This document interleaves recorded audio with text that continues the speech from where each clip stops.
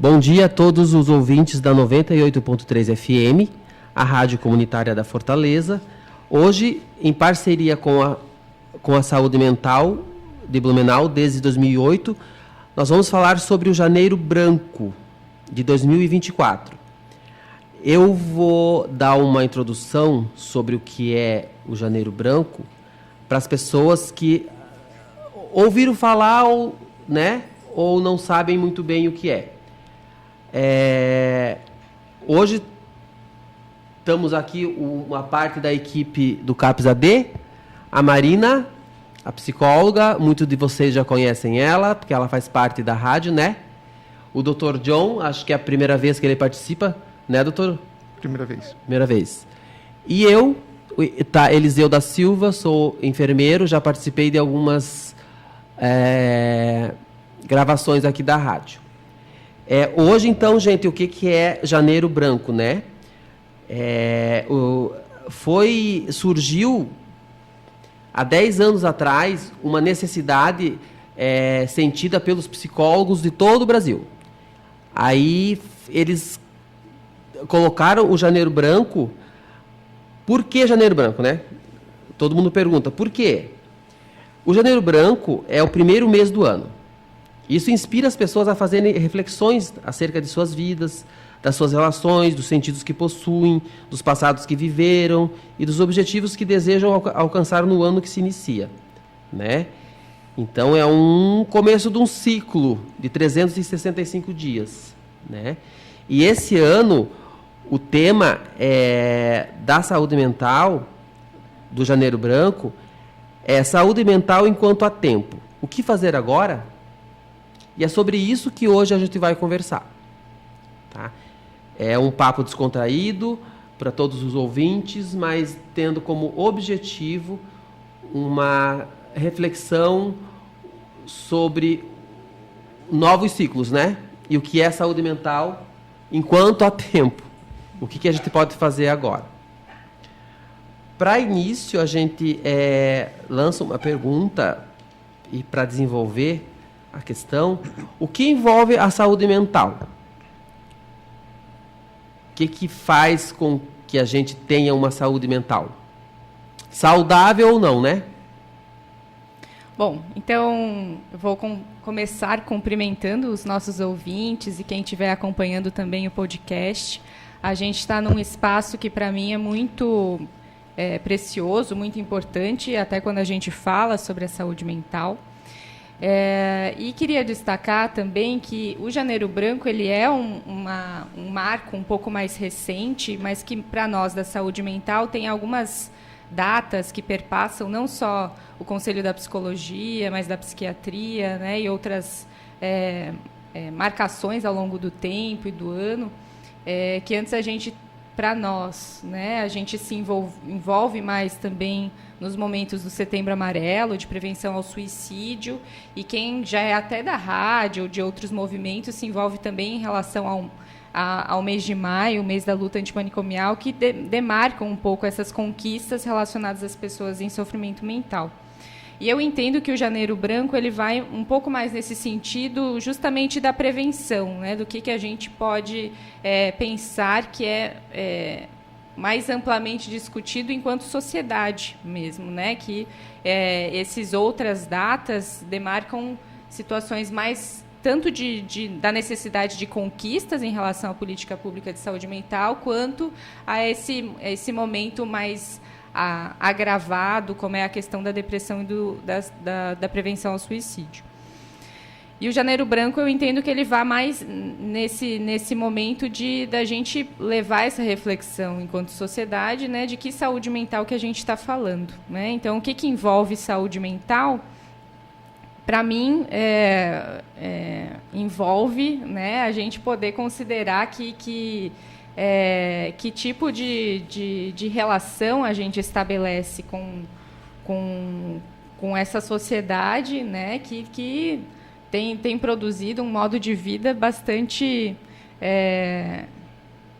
promotor também de sofrimento, né, na medida em que O que eu quero dizer com isso, na verdade, é que a gente possa pensar, né, a saúde mental num sentido mais ampliado mesmo, né? E não é à toa que a gente está num espaço como a rádio, né? Porque a gente considerar, né, o que é do sujeito, né, o que é subjetivo, mas o que a gente tem como sociedade a considerar enquanto espaços de cultura, enquanto espaços de trabalho, de moradia, né? Então, queria destacar um pouco mais nesse âmbito, né? Mas claro que eu vou convidar o John a falar, porque tem questões subjetivas muito importantes para a gente debater também. E assim, né, Marina, não querendo te interromper, mas só como tu está falando ali sobre essa questão da sociedade, eu acho que essa campanha do Janeiro Branco está tentando criar uma cultura, né? O objetivo dessa campanha é criar uma cultura do cuidado emocional, que acho que a gente, como sociedade, ainda não tem essa questão cultural do cuidado em saúde mental. Acho que isso fica muito em segundo plano em várias questões, né? E vai deixando, por exemplo, a coisa acontecer ou agravar. Não sei se o John concorda.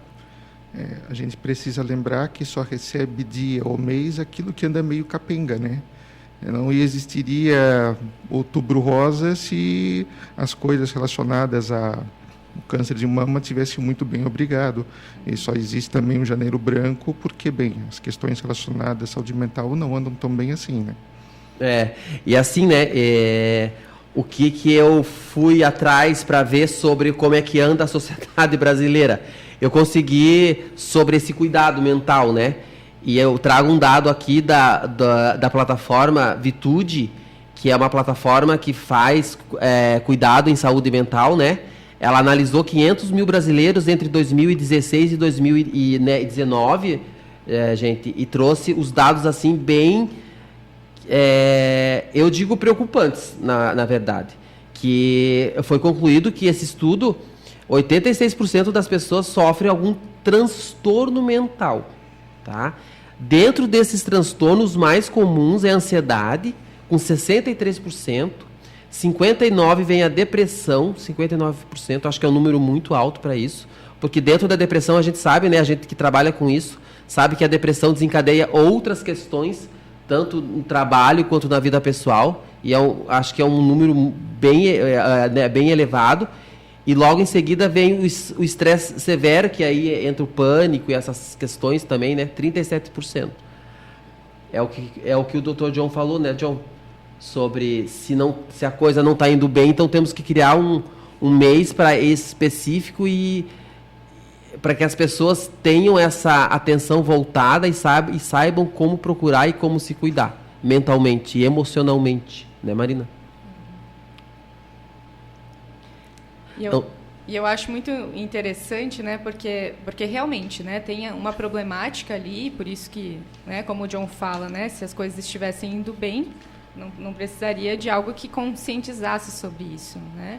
E não sei se é porque a gente está muito dentro disso que é comum para a gente falar sobre saúde mental, né? Exatamente. E quando a gente vê de fora, né, realmente parece que a gente avança em alguns momentos, mas ainda é um estigma muito um tabu grande, né? Ainda se reproduzem falas, né, eu não sou louco. Eu não sou louco. Esse é que é o grande problema. As pessoas acham que estar depressivo é o preguiçoso, é o que não quer sair de casa. As pessoas têm vergonha de procurar ajuda porque vão ser estigmatizadas em relação a isso, entendeu? Acho que a sociedade estado depressivo, por exemplo, não tem a velha frase, dá um tanque bem cheio para lavar roupa para ver se não melhora. São frases que a gente ouve muito comumente. E, gente, quando isso acontece, por isso que muitas pessoas não procuram ajuda devido a isso. Ou estão nesse estado depressivo e não conseguem procurar ajuda ou não vão procurar ajuda devido a esse estigma, né? Essas coisas. A maneira como as pessoas percebem os fenômenos psíquicos e os transtornos psiquiátricos muda muito de acordo com cada cultura. Foi feito um estudo bastante interessante aqui em Santa Catarina, nas 3 grandes culturas, a alemã, a italiana e a açoriana, sobre como eles percebiam a depressão. O açoriano, ele tende a perceber a depressão como um indivíduo que se afasta da sociedade, como um indivíduo que não quer mais continuar saindo, não quer mais continuar indo com os amigos, não quer conversar com os outros. O italiano percebe a depressão como um indivíduo que se afasta da família, ou seja, aquele indivíduo que se desgarra da família. E o alemão percebe a depressão como um indivíduo que não quer trabalhar. Então é interessante que nós estamos realmente nesse epicentro dessa cultura da depressão como sendo algo preguiçoso, né? E na verdade é uma questão grave, porque 59% das pessoas dentro dessas 500 mil que, né, essa plataforma cuidou durante esse período, e acho que é um número grande. Imagina tu triplicando isso vezes 10, que é a população brasileira, né? Mais que isso. Imagina, esse número salta para quantos? Deve triplicar a questão. Aí eu entro com uma questão também assim, ó. A saúde emocional deve ser prioridade dentro de uma cultura, por exemplo? O que vocês acham disso? Eu fico me questionando às vezes. Porque, por exemplo, lá no nosso dia a dia, a gente vê que o sofrimento chega num grau tão grande mental que a pessoa às vezes procura ajuda por umas outras questões e não vê que a questão dela é o sofrimento. Não procura estar bem mentalmente falando. E quando vai procurar ajuda, por várias questões lá. A gente recebe pacientes da onde que vêm ou encaminhados de hospital, ou porque veio encaminhado de alguma coisa, mas voluntariamente o número é bem pequeno, né? A porcentagem desses pacientes. Acho que dentro de uma sociedade é prioridade. A gente tem que refletir um pouco sobre. Eu acho que tornar prioridade nesse sentido de que ainda não é, né? Não sei bem como formular isso, assim, se é mais ou menos do que outras coisas, né? Até porque daí a gente estaria seccionando, digamos, né, o corpo humano ou a sociedade como se elas pudessem, né, andar desgarrada, né, uma coisa da outra. Mas, então, isso, né? Precisa-se um debate que precisa ser prioritário, porque não é. Mas não que a saúde mental tenha essa divisão de que ela não está associada a outras coisas, né? Então, e daí nisso é uma via de mão dupla, né? O que vem antes no sofrimento, né? Então, importante da gente, se a solicitação, se o que faz uma pessoa vir procurar ajuda são outras demandas, isso já poder escutar isso de uma outra forma, né?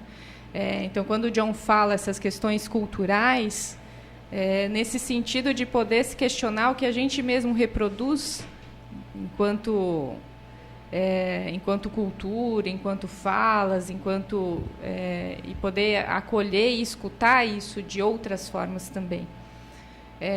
Mas não sem considerar outros aspectos da saúde mental que não dizem respeito só ao indivíduo, né? Então, claro que a pobreza atrapalha, né? Promove sofrimento psíquico, não ter onde morar, não ter acesso a serviços básicos, né? E mesmo que tiver, né? Isso é uma coisa muito, muito comum de se falar, né? Eu tenho tudo, eu sofro, né? Então, mas como é que a gente escuta isso sem cair nisso do que é do preguiçoso, que é do não quer fazer nada, né? Então, poder entender o sofrimento das pessoas e, por isso, sim, tornar prioridade, porque cabe uma escuta de cada um, né? E uma escuta de si mesmo também, né? Quando vai se questionar também, né? Exatamente. Assim, eu sempre fico me perguntando, às vezes,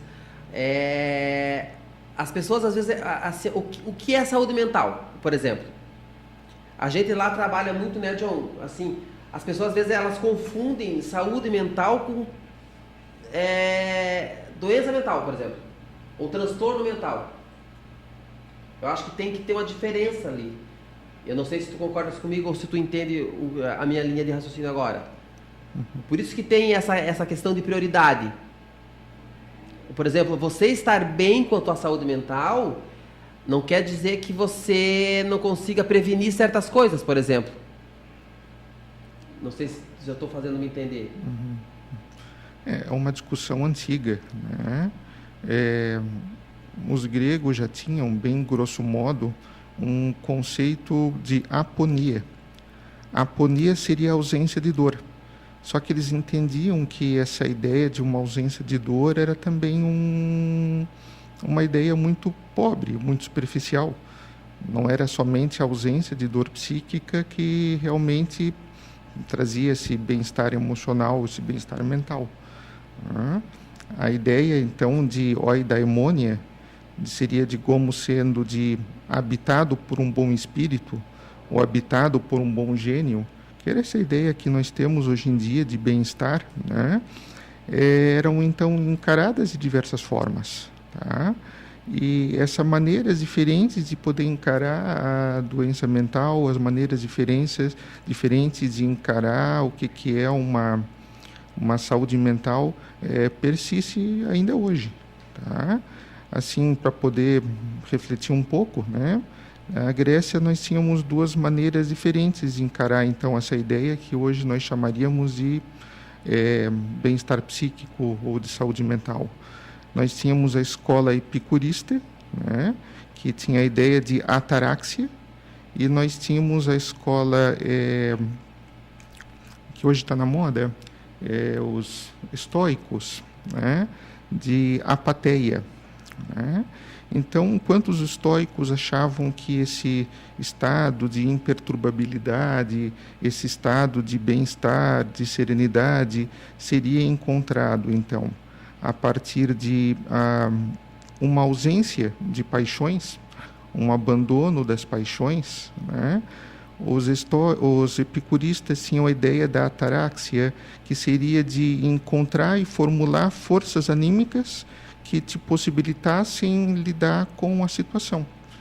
Encontrar forças anímicas que pudessem te ajudar a lidar com as dificuldades do dia a dia. Então, quer dizer, essa ideia que nós temos ainda hoje de abandono do sofrimento já é alguma coisa muito antiga, mas ao mesmo tempo já tem alguma coisa diferente. Não é um abandono do sofrimento, não é uma ausência de dor, mas quais estratégias que a gente então vai poder conseguir encontrar para poder lidar com isso. E nesse sentido, esse contexto da ataraxia ela é muito superior, né? O que a gente vai fazer? Que forças anímicas nós vamos movimentar para poder conseguir encontrar essa saúde mental? Já que não é somente a mera ausência de dor, não é a aponia, não é a falta de sofrimento, né? O que a gente vai mobilizar para poder conseguir viver melhor.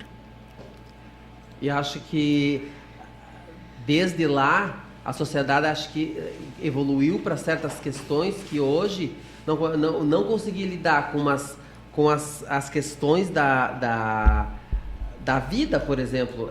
Você tá de bem com você mesmo para poder aprender a lidar com questões cotidianas da vida ou problemas que tu tem na vida que seja bons ou ruins, né? Mas estar mentalmente preparado e saber que aquilo é um fato, que você está passando por aquilo, mas você vai ter uma estrutura emocional o suficiente para passar, ou se não conseguir passar por aquele trauma ou pelaquela questão que tu está passando naquele momento, saber procurar ajuda, né? Mas isso é até bem interessante também, isso que o John fala, porque daí a gente está falando de sujeitos também, né? E da diversidade humana, né? De que para cada sujeito há uma forma de poder se escutar e poder trabalhar isso. E que a gente, quando falar do Janeiro Branco e dessa conscientização, a gente justamente possa trabalhar um pouco essa escuta e esse acolhimento, mas que a gente possa entender que na diversidade humana a gente não quer pensar isso no sentido de adaptar pessoas para que, né, que esse apaziguamento do sofrimento seja nesse sentido de entender que há uma possibilidade de um bem-estar geral, onde todos, né, devem estar bem para produzir, né, a gente estava brincando antes de vir para cá, né, de sair de férias, como se existisse uma normatização do que é o bem-estar e do que é a saúde mental. Né? Então, que todos devem se tratar para alcançar esse ideal do que seria a saúde mental. E nisso eu acho que a gente teria que ter um cuidado de entender que há uma diversidade de pessoas e que, com isso, a saúde mental também é diversa. Né? Que cada um possa pensar, né, o seu sofrimento nesse sentido de apaziguamento, de amenizá-lo, mas que não há uma existência humana sem paixões ou sem né, uma vida, um bem-estar, como se não existisse, pudesse se alcançar um momento em que não existe nenhuma angústia ou sofrimento, mas nesse sentido de que realmente a gente tenha uma sociedade, né, profissionais e pessoas que discutam essa diversidade, não no sentido de adaptar, de que existe um bem-estar que todos devem alcançar, né? Porque senão isso também é muito frustrante, porque a gente nunca vai alcançar esse que seria o ideal de um bem-estar, mas que existem possibilidades, né, de que com uma sociedade um pouco mais aberta a discutir isso, com um acompanhamento adequado, a gente possa pensar outras possibilidades de vida, né, reinvenções de vida, né, e que o sofrimento não seja tão intenso assim. Né? Mas nesse sentido de que a gente não caia nisso, né? E daí, né? Eu acho que esse é o cuidado também do Janeiro Branco, né? Que a gente fale de conscientização de saúde mental. E que cria uma cultura, né, Marina, em relação a isso. Uma cultura, né? Esse acho que é o maior desafio do Janeiro Branco. Isso. Eu acho que quando você fala de Janeiro Branco, criar essa cultura num momento, numa era que se fala muito de internet e esses posts de Instagram que eu às vezes fica ali, né, sem fazer nada e tu fica olhando, é muito normatizado, é muito o sofrimento é uma coisa que vira chacota, ou vira piada, ou vira um TikTok, por exemplo, que o cara tá... Cara, isso é uma coisa muito assim... Ou até, eu acho meio... até isso da rede social é interessante, né? Porque existe isso que eu estava falando antes do ideal, né? Tem alguém que posta lá que... eu acordo, faço yoga, tomo um café saudável, trabalho tantas horas, né? E isso cria também uma sensação de que existe algo desse bem-estar ideal que não é bem assim, né? E eu acho que as redes sociais têm individualizado muito as pessoas também e promovido também esse sofrimento nesse sentido de que existe algo que a gente busca e que a gente não vai alcançar, né? Porque é algo que realmente não existe, que é fotografado, que é montado, que é feito ali, porque muitas pessoas monetizam isso também, né? Vivem daquele faz de conta, John. Não sei se tu consegue dar uma refletida nisso com a gente, sobre essa questão dessa falsa sensação de estado emocional bom das redes sociais, por exemplo.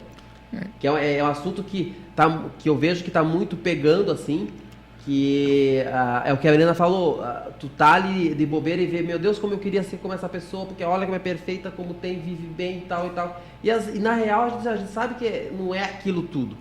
Pode até ser, mas não é a realidade de muitas pessoas, né?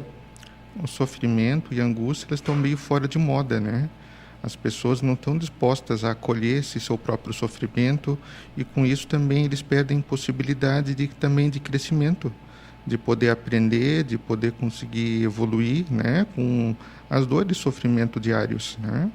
Porque, na verdade, pela própria condição humana de ser sofredor, é impossível a gente conseguir existir em qualquer forma sem algum tipo de sofrimento. E grande parte do nosso crescimento até aqui passou por tudo isso. Passou pelas dificuldades que a gente superou e pelas forças que a gente mobilizou para poder conseguir superar esses sofrimentos. Então, acho que sim, a maneira como que a sociedade tem colocado a dor, o sofrimento e a tristeza como algo tem ser jogado para debaixo do tapete, e forçar um tipo de uma alegria, forçar um tipo de bem-estar teatralizado, né, acaba não possibilitando as pessoas tomarem contato com o seu sofrimento, não impossibilita as pessoas tomarem contato com a sua dor e priva elas de ter uma possibilidade de crescimento genuíno.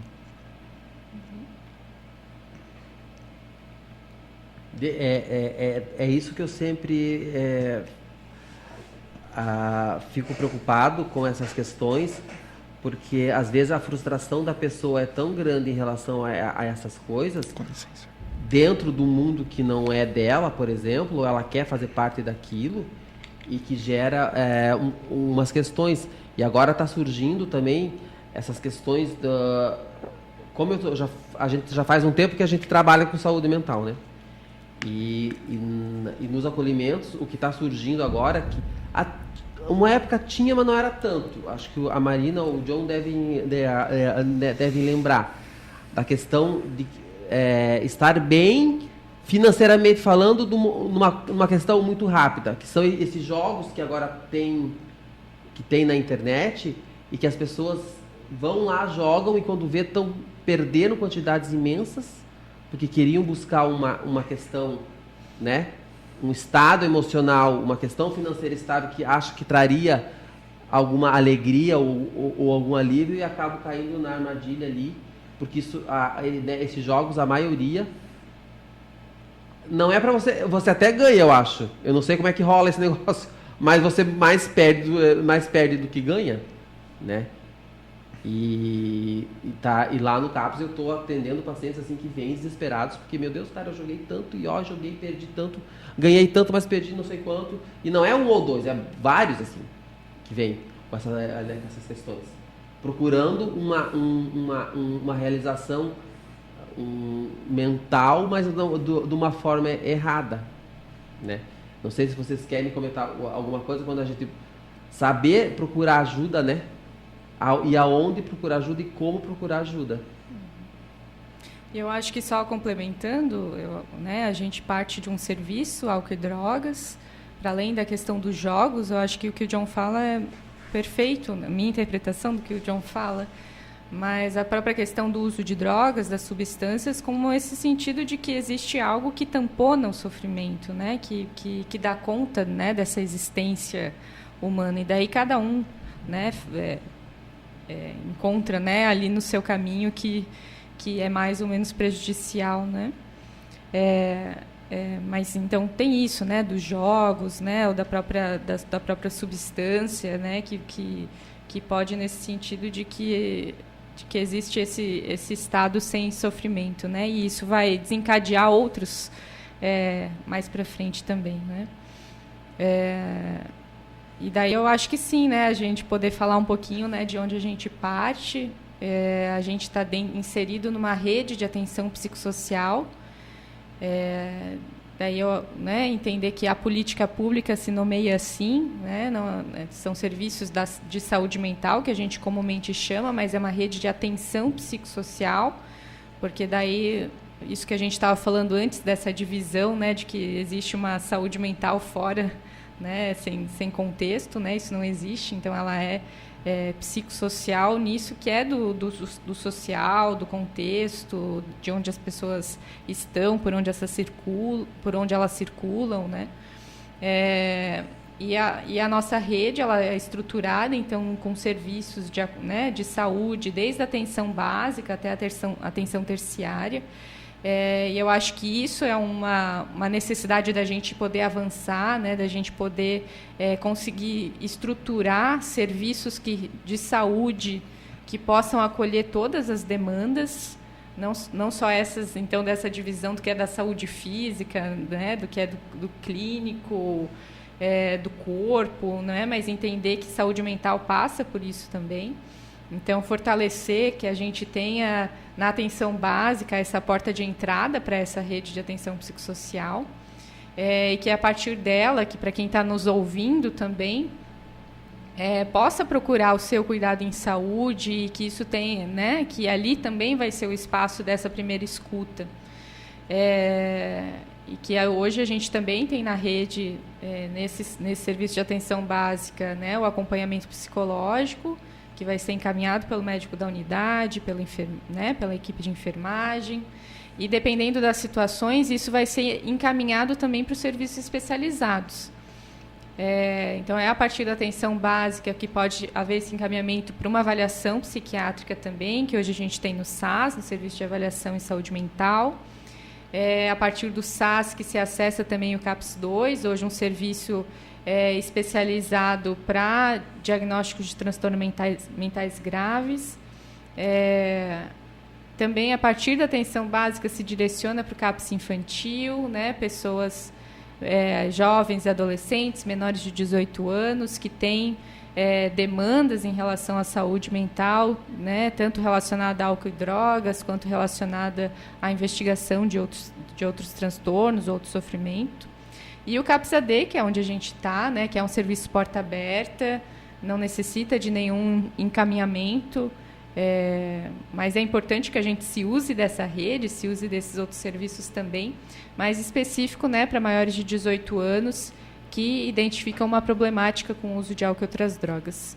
Né? Então, é um uso mais agravado, que implica em outros contextos da vida, né? Do trabalho, da família. Então, esses casos mais agravados em relação ao uso de drogas, né? Podem procurar o CAPS-AD, que hoje é uma referência e que a gente tem... Né? Sou muito feliz de entender que é um serviço que realmente consegue acolher as pessoas, né? E que a gente possa trabalhar um pouco nesse sentido do que a gente está discutindo aqui hoje, né? De que poder questionar também, né? Qual é a função, no nosso caso, né? Do álcool e das drogas, né? Na vida das pessoas, e poder questionar justamente isso, né? Qual o impacto disso na saúde mental, na vida desses sujeitos, né? Ou nessa tentativa de apagamento do sofrimento. Né? Além, né, de outros serviços, né? Hoje a gente tem importante, né, que em situações de crise sejam acionados também outros serviços da rede, como a atenção hospitalar, como o SAMU. E eu acho que tudo isso implica, né, que a gente tenha realmente uma rede de saúde capacitada para discutir e acolher essa temática mesmo, né? Entrando nisso, né, Marina, assim, acho que a gente fica mais preocupado também quando a gente recupera ou a gente habilita. Não, acho que não é a palavra recuperar. Acho que é mais você estabilizar, tentar fazer ou diminuir o uso de substâncias, por exemplo. A gente trabalha lá desde a diminuição do uso, que causa um sofrimento mental muito grave, e fazer com que essas pessoas consigam viver em sociedade, por exemplo. Muitas não conseguem, gente. É uma coisa muito grave, assim. Quando está no uso muito abusivo, né, de substâncias psicoativas e tem ainda mais um transtorno associado, elas não conseguem viver em sociedade. Eu acho que para você estar bem mentalmente e tal, você precisa pertencer a uma sociedade, pertencer a uma família, né? E estar bem com isso também. E acho que o nosso grande desafio lá é esse. É tentar reabilitar, reinserir a pessoa dentro de um contexto em que ela consiga manter uma saúde mental mais próxima do... eu não vou falar ideal, porque acho que não, cada um tem o seu, né? Mas dentro do mais menos sofrido possível. Uhum. E que é um trabalho que a gente sempre acho que é recorrente, não é um trabalho que tem fim, esse trabalho que a gente faz lá, mas é um trabalho que às vezes, assim, quando eu comecei na saúde mental, eu queria muito que as pessoas tivessem uma recuperação e aquilo se mantivesse, né? E depois, com o tempo, a gente vê que manter uma saúde mental, até a gente mesmo, assim, não é uma coisa que você consegue o tempo todo. Estar bem mentalmente, por exemplo. né? E essas pessoas que têm essa questão de sofrimento mental, acho que é um pouquinho mais complicado, né, John? Não é alguma coisa que se alcança e se tem sem nunca se perder ou sem nunca se diminuir, né? Não é alguma coisa, não é algo idealizado. Nas lendas arturianas, devem se lembrar que ele saía em busca do Graal, do Santo Graal. Graal é um copo. E se vocês forem pensar no jogo de cartas, o copo é o coração, né? Então, quer dizer, Rei Arthur passou a vida inteira buscando esse coração idealizado, só que ele nunca encontrou, né? Então, quer dizer, é uma busca que a gente vai ter por toda a nossa vida. Talvez a gente nunca vai conseguir encontrar esse estado idealizado e pleno, mas quanto mais a gente se esforça nesse sentido, melhor a gente fica.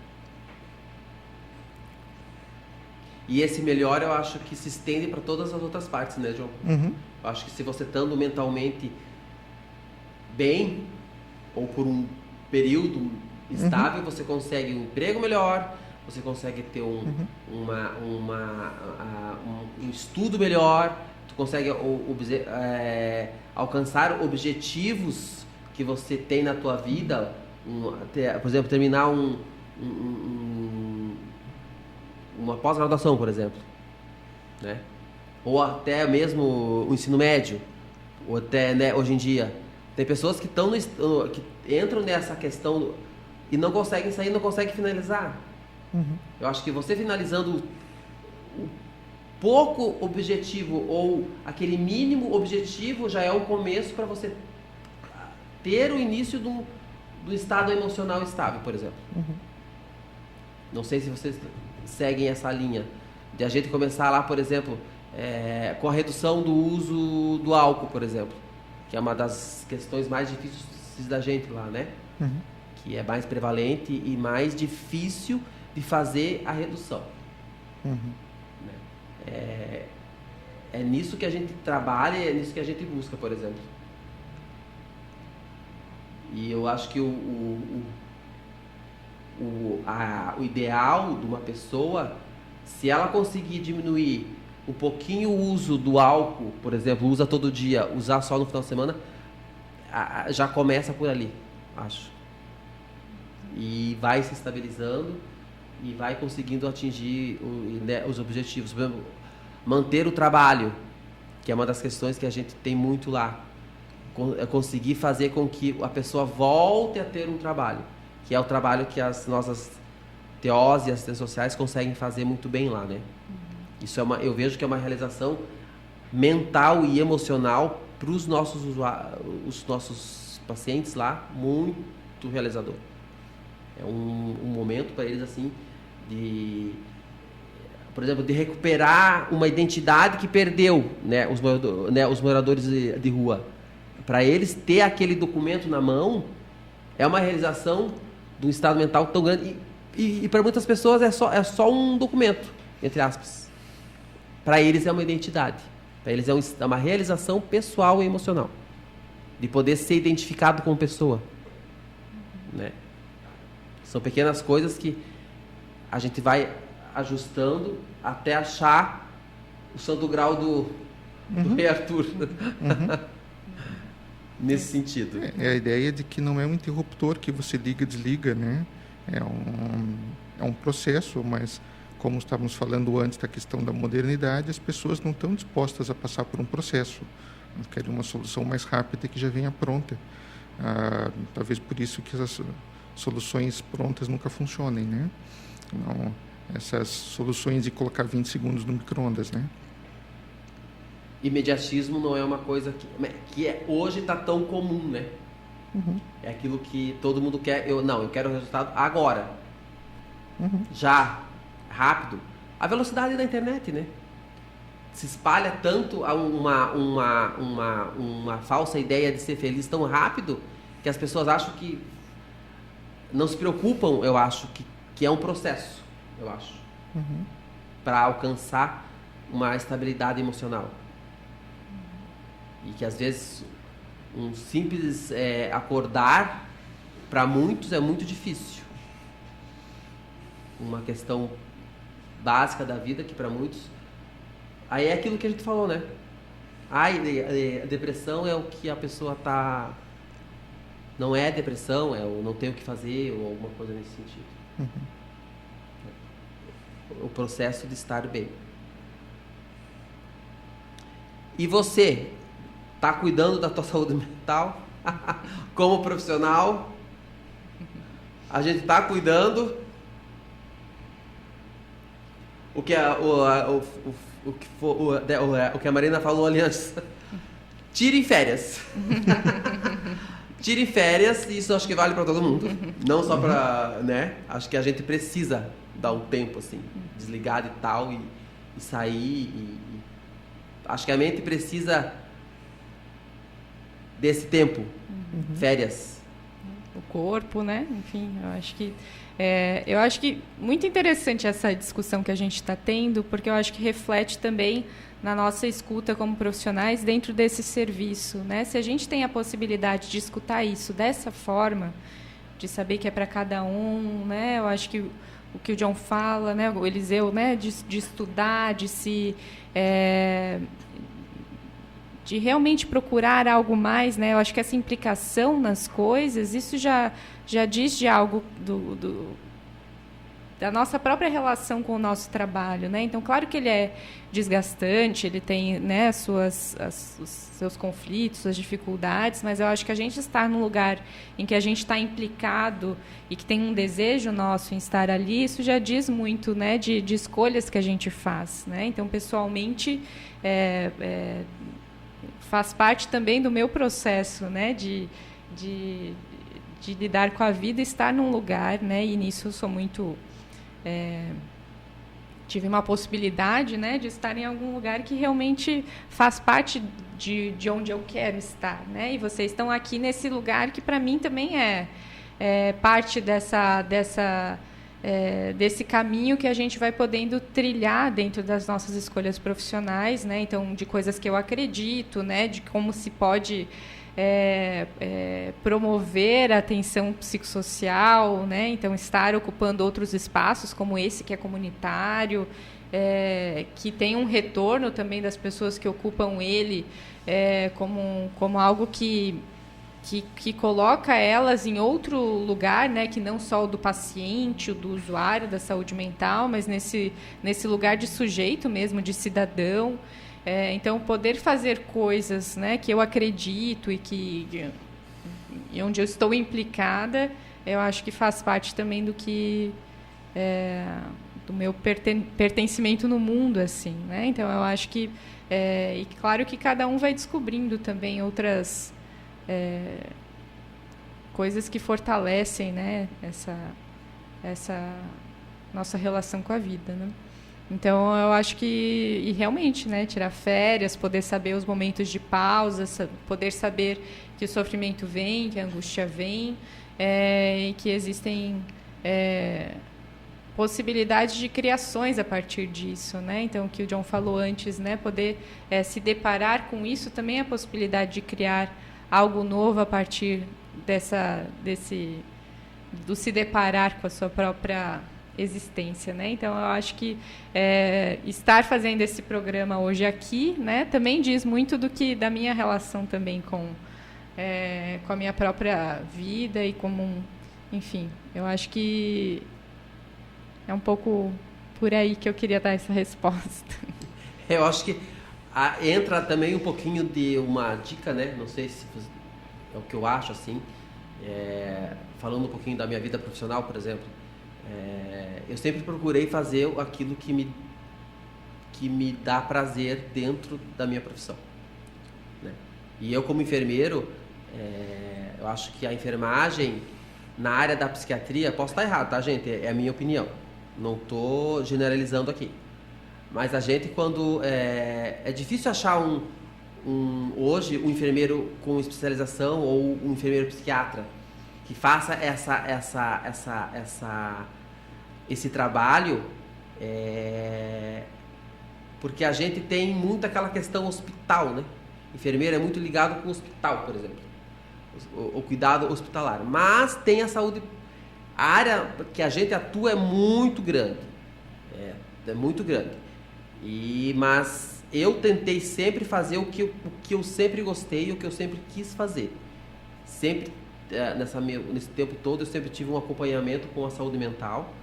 E agora chegou num tempo da minha carreira que eu posso me dedicar só à saúde mental, já faz mais de tempo aí.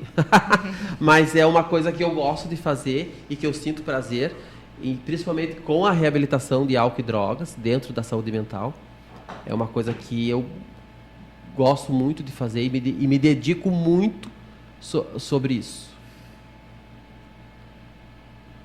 Não sei se o John quer colocar alguma coisa, John, em relação a isso. Ao trabalho ou às empresas, eu acho que é uma coisa importante para a saúde mental, na minha opinião. Uhum. Mas tu fez a pergunta, né, de como cada um tem cuidado da sua, por exemplo. Eu tento fazer a minha com o maior prazer possível. E quando eu acho que eu tô com o estresse meio lá em cima, eu tiro férias como a Marina faz. Eu acho interessante que, digamos, às vezes uma pequena palavra pode nos dar uma visão diferente da mesma coisa. Em alemão, não se tira férias. Você faz férias. Então, quer dizer, a gente talvez tenha que aprender nesse sentido, né? Férias não é uma atitude passiva, é uma atitude ativa. Você tem que fazer suas férias, né? Tem que planejar. Tanto é que o alemão é o povo que mais viaja no mundo, né? Eles estão sempre em algum canto do mundo. Eles trabalham o ano inteiro guardando dinheiro para as férias dele conhecer um lugar diferente, né? Não tinha me ligado disso, cara. Tirar, eu não quero tirar, eu quero fazer. Quero fazer férias. Vou mudar o verbo aí, vamos fazer férias, então. Porque, se você tem possibilidade, né, gente, é aquilo que a Marina falou também. Não a gente está falando aqui sobre várias possibilidades e várias realidades, né? Não dá pra gente querer, às vezes, você tirar férias e viajar para alguém, esse viajar não tem essa possibilidade. Mas pelo menos para dar um tempo de férias, nem que seja para ficar com a sua família, né? Porque não necessariamente a gente está falando de férias, né? Nesse sentido simbólico também o fazer, né? Eu acho que diz muito mais de outras, dessa implicação realmente nas coisas, né? De ser um sujeito ativo em relação a e isso promove, né, outras possibilidades, né? Então aqui a gente está falando das férias. Mas que outros fazeres que a gente tem, né, nisso de se colocar realmente, né, de se deparar com isso que é da nossa existência, né, e isso é um fazer muito, muito importante, né. Então, eu acho que quando a gente estiver falando, né, de saúde mental, nós como profissionais, né, nesse lugar também de que não é a gente que vai dar, né, saúde mental, né, dar bem-estar, né? Mas de colocar esse sujeito como implicado na sua própria vida, né? E isso é um fazer, né? Pode ser que não o das férias, mas um fazer com a vida, né? Que podem ter outras invenções mesmo, né? Então isso é muito... Espero que a gente possa partir, né, desse janeiro branco e levantando essas discussões também, né? Então isso, né, do que não é da normatização das coisas, né, de que existe uma forma de viver a vida, né, mas que a gente possa realmente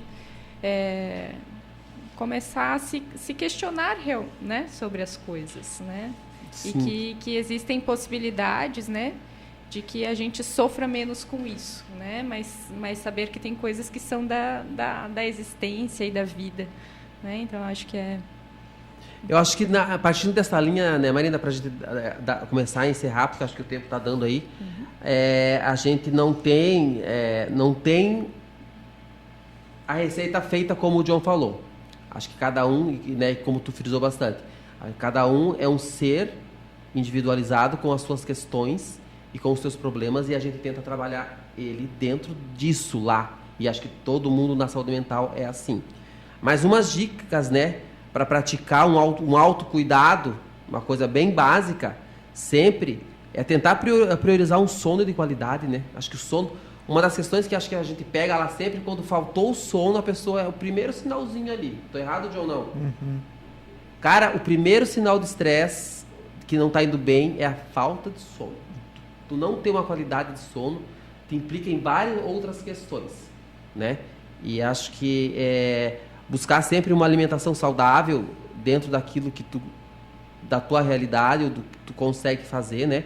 Exercício físico, desde que seja prazeroso, porque eu não sou muito chegado em fazer exercício físico, mas eu me esforço para isso.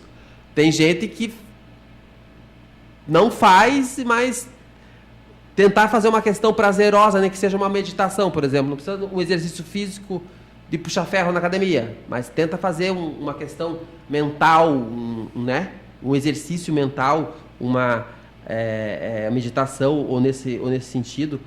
E acho que se empenhar também, né? Para a gente tentar ter um esforço. Eu não estou dizendo fugir dos problemas, mas saber enfrentá-los dia a dia com a melhor estado emocional. E se a gente não consegue isso, enfrentar os problemas assim, saber procurar ajuda, né? E é aquilo que a Brena falou. Nós de Blumenau temos toda essa atenção psicossocial, psicossocial. Então, sempre vamos tentar recuperar a pessoa, tanto psicologicamente falando, mentalmente, né, como socialmente. Eu acho que é isso que tem que estar no estado mental dentro de um ideal. Por isso que a gente fala atenção psicossocial, né? E se você está passando por uma dessas questões, é aquilo que a Brena falou. Procura ajuda no seu postinho de saúde, vai ser avaliado, vai ser encaminhado, vai ter ajuda, vai ter uma escuta. No CAPS AD sempre para questões mais graves, né, gente? De uso abusivo ou um sofrimento, né, mental mais agravado, que é o que a gente consegue acompanhar. Marina, quer falar alguma coisa para dar uma finalizada?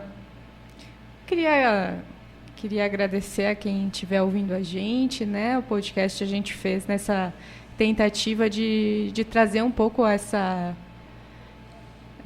informação, mas também demarcar, né, um papel nosso como serviço especializado também envolvido nesse movimento de debater um pouco isso, né? Eu acho que recentemente até eu tive a possibilidade de trabalhar com crianças, né? E eu acho que eu sou um pouco esperançosa nesse sentido de que as crianças elas estão tendo hoje, né, até a própria questão escolar, né? As pessoas têm pensado de que existe algo das emoções, dos sentimentos que precisa ser ouvido, né? E eu acho que é a partir disso que a gente vai poder começar a discutir isso que é cultural, que é da sociedade, né? Que é poder realmente começar a ouvir e se ouvir e poder, né? Claro que tem coisas que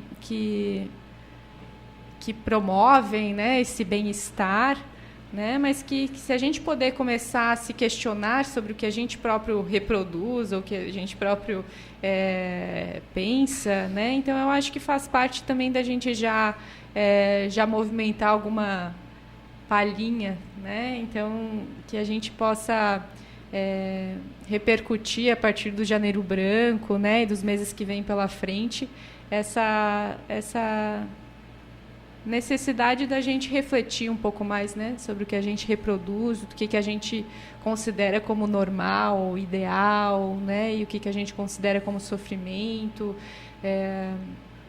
Às vezes, da nossa parte lá do CAPS AD, né, tem coisas que né, não está tão grave assim, né, ou não, essa demora, às vezes, para procurar algum tipo de acompanhamento, ou essa pressão, às vezes, né, de que cada um possa se questionar um pouquinho mais sobre o que tem acontecido nas suas vidas também, mas que, enquanto sociedade, a gente pense também, né, se se há uma demanda, né, para pensar o bem-estar das pessoas, né, como é que a gente cria também possibilidades, né, o que o Eliseu falou, né, de que as pessoas tenham ambientes seguros para dormir, né, a possibilidade de acessar uma alimentação saudável, de promoção de atividade física, de cultura, lazer, então de que outras políticas públicas devem, né, ser incrementadas quando a gente fala de política de saúde mental. Então, nesses dois campos, né, o que é do subjetivo, mas o que é do coletivo. E do real, né, Marina? Do real, né, da do realidade. Real, que acho que é isso que pega mais, assim, da gente fazer com que... As políticas públicas, elas existem na real, né? Mas eu acho que tem que ter mais um interesse que isso seja implementado em cada município.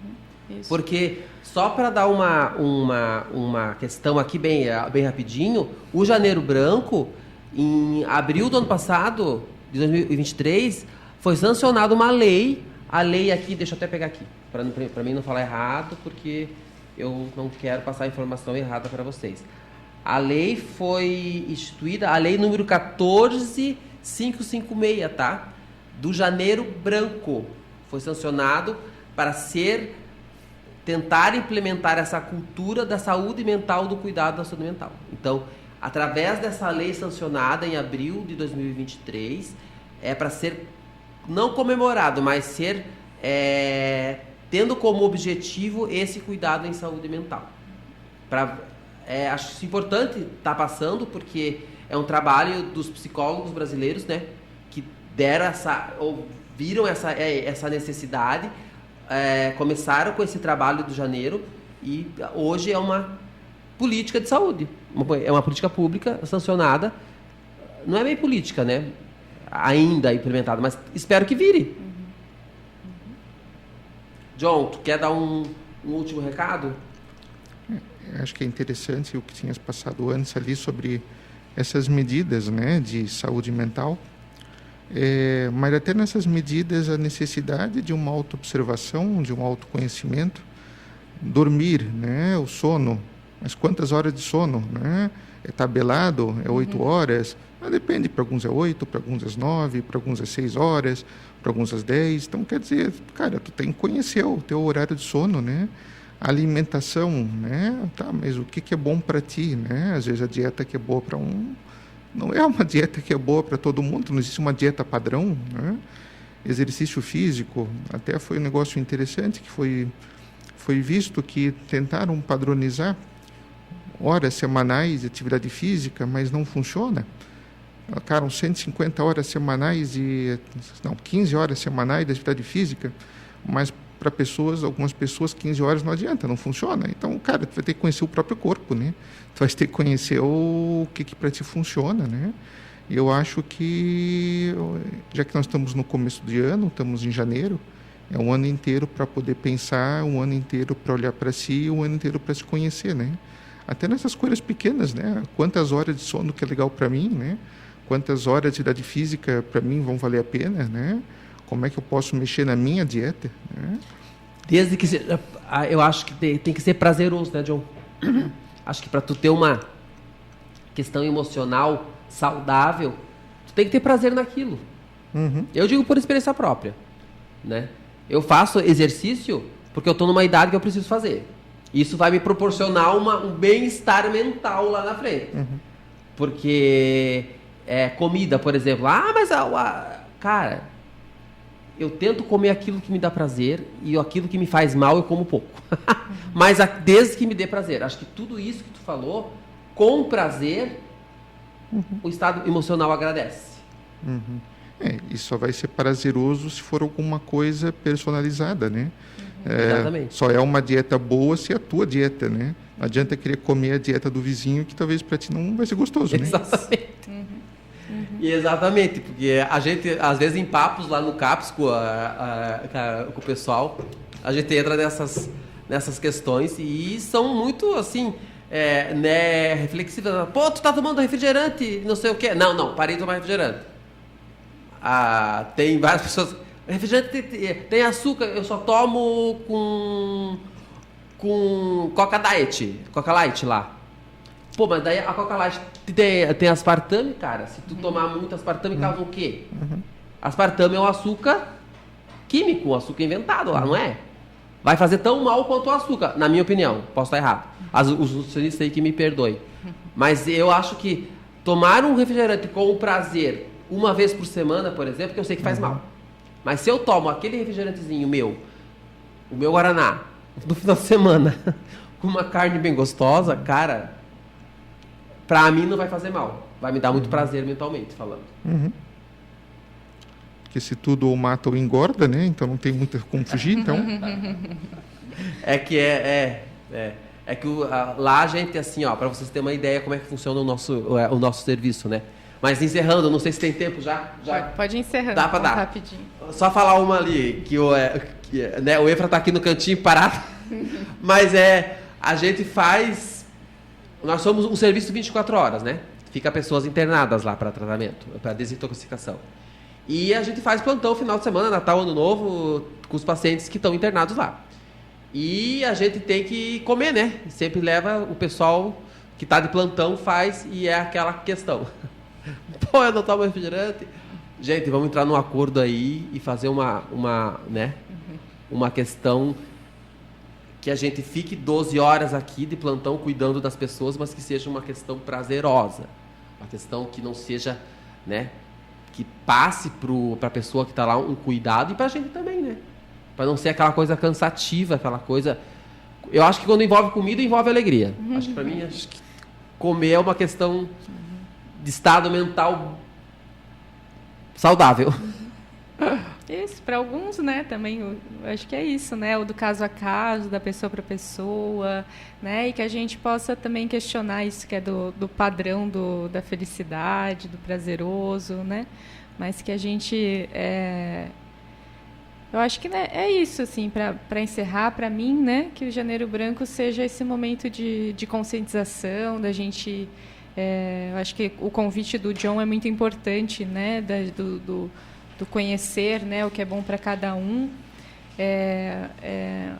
e voltando, né, para essa fala, né, do fazer, né, a gente falou do fazer férias, mas do fazer, dessa implicação mesmo com a nossa vida e com a sociedade que a gente está. Então, eu acho que a gente, né, já está na metade agora do mês de janeiro, mas que seja uma reflexão para a nossa vida mesmo. Eu vou ler uma frasezinha aqui, uma frase, um textozinho que eu achei muito legal sobre o Janeiro Branco, e eu fiquei... O porquê da cor branca, né?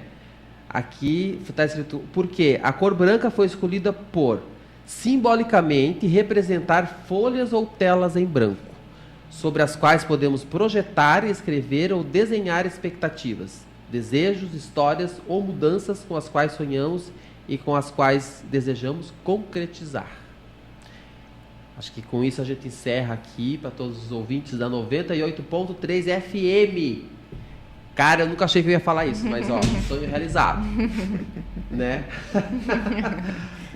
Agradecemos a todos a atenção e essa nossa conversa aqui vai estar disponível, né, Efra, no YouTube, no site lá da prefeitura, que eu esqueci o nome agora, mas para quem quiser ver, por favor, divulgue, e vamos ter aí um ano pela frente com uma saúde mental ainda em branco, que pode ser concretizada a muitas coisas. Muito obrigado a todos, muito obrigado pela atenção. Marina, Dr. John, muito obrigado pela participação. Obrigado ao Efraim, que está no backstage, que faz tudo isso aqui acontecer, tá, gente? Porque senão eu não sabia nem falar no telefone, no microfone.